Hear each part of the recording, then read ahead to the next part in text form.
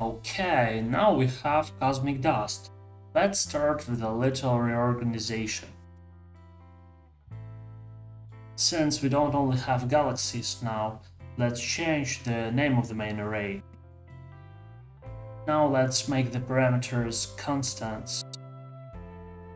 If the distance is less than 1, then the scale function will increase our galaxy. We are only interested in the reduction, so let's transform the formula. Let's add our cosmic dust. It remains only to see the results of our labors.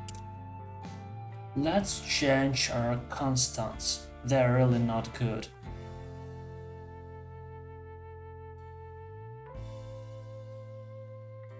Wow! And it looks good too. Well, the last one.